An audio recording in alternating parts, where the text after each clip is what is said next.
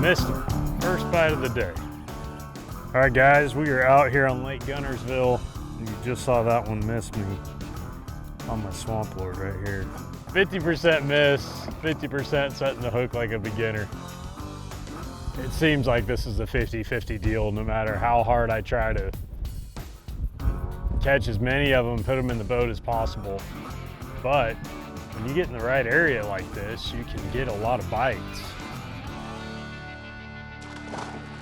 It can be really overwhelming, right? You get here, you show up, you're like, man, where do I even start? Where do I begin? And I'll tell you some stuff that I've learned recently that I feel like has helped me a lot. I like to get in, a hole or somewhere where it's cleared out and it's more hollow underneath, not just completely choked off. That's why we're inside this mat right now, but I'm using my eyes and ears on those calm days to listen for activity, listen for bluegill, listen for bass blowing up. Even if it's in the distance, a lot of times you can hear them. If you just get in there and you're quiet and you're paying attention to the surroundings, you can hear that.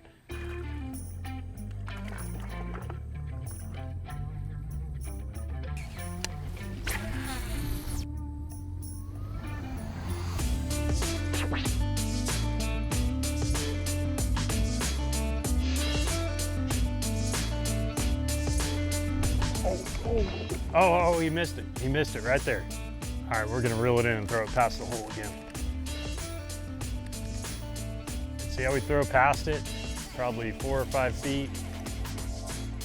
I really want to make some commotion with it. Let him know it's back. Oh, no, I was blind. He's on there. We just gotta work now. This is why I use a 7-11 extra heavy rod, guys.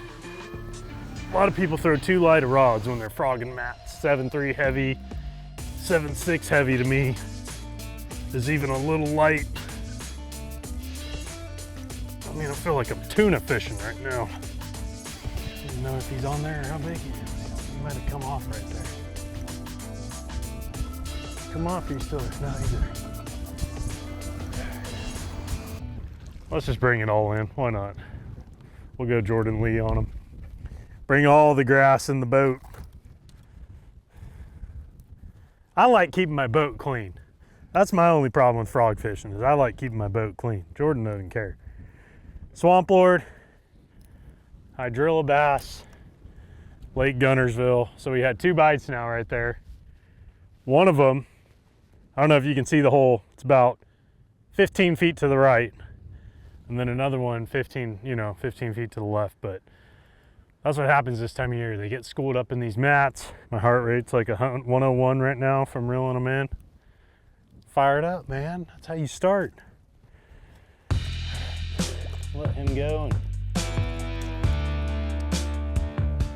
All right, guys, so you saw the rod, 7-11, extra heavy, all that grass. You got to be able to get that fish in the boat. And I throw the 50-pound Berkley X5 braid. I like it because it's not the smooth braid, it's a little bit rougher braid. I feel like it cuts through that grass a lot better. And you can see our swamp lord right here. And this is a great frog for mats. And people don't think about this when you think about mats, but the key when you're fishing mats with a frog, that frog has to be heavy. It's gotta create some commotion coming through the mat. If it's a light frog and it's just kind of skipping across the top and not pushing the grass out of the way and leaving a nice trail, that's not a frog you want to throw in a mat. This swamp lord, it's an amazing frog for mats for the simple fact of how heavy it is and sitting down in that mat and leaving that trail. Let's go over my frog setup. This is the Berkley Swamp Lord, of course, you know that by now. The color is MF Bluegill. And a couple things that I love so much, number one is just how soft it is. So you can see the body collapses exposing the hooks, but that is a big deal. And then the other big deal is the weight in this frog. It's like a mushroom shaped weight that's actually shoved inside the bait. So the weight never comes out. And the other thing it does is it's pretty heavy weight. You can see that's a wide body frog. And that's what allows this frog to push through these mats and make those tracks and allow the fish to ultimately find the frog. Now, as far as line goes, this is 50-pound X5 braid. I can get so much more, further distance with 50 than 65. This is an 8-to-1 Revo STX reel. And then this is a 711 extra heavy. Very, very important to me to have that big, heavy rod. First thing you're looking for is milfoil or hydrilla.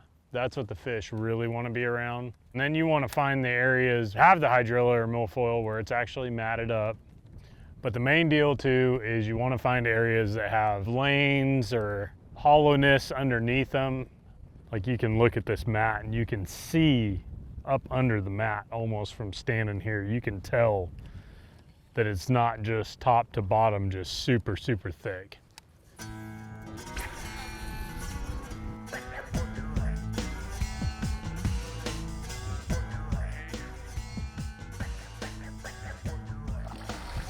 That's a good one. That's a good one. Come on. Oh. Oh, right where he was supposed to be. I don't know if he's still on there or not.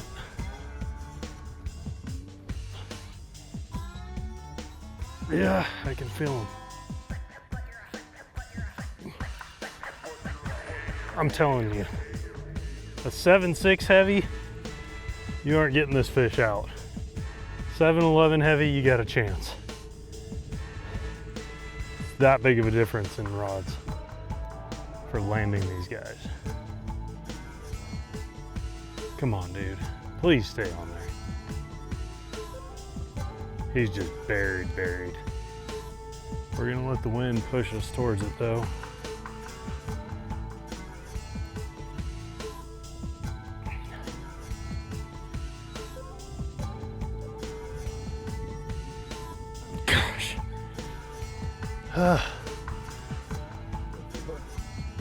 I'm pretty sure he's there. Just so much grass to come through. I thought he was bigger than that. A lot of work for that guy. I thought it was like a 5-pounder. It's a 4, 3.5. We'll take it. Look at him, absolutely swallowed that frog right there. All right, guys, that is how you want to hook them right there, all the way down in the mouth. It's a 3.5 for a 4-pounder. Not a bad one. He's skinny. But man, look, if you can see, we got the wind at our back right now. What it's doing, it's blowing a little bit of duckweed in here. And wherever you get that duckweed over a little point, you see how it kind of makes a point right there. It's cleared out under there, and that's where the big ones are at. You can catch them through all the other stuff too, but that's when you can call your shot.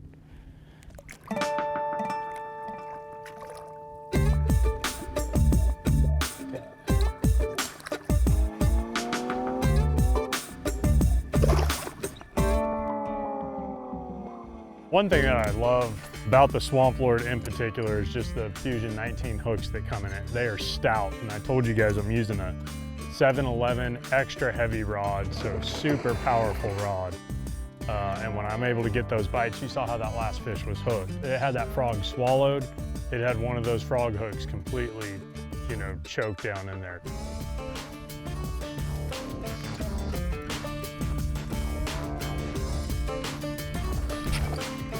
That's a good one. Come here.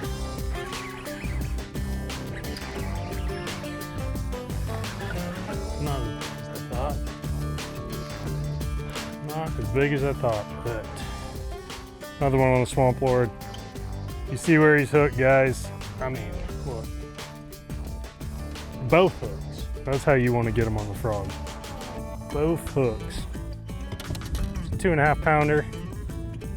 Not a bad Lake Guntersville bass, but man, I'll take that any day. Throwing a frog it's got to be top 3 Favorite ways to catch them, hands down. Matted hydrilla, a little more duckweed, little scummy stuff blown up in there. Cheddar, as my wife likes to call it. That was fun.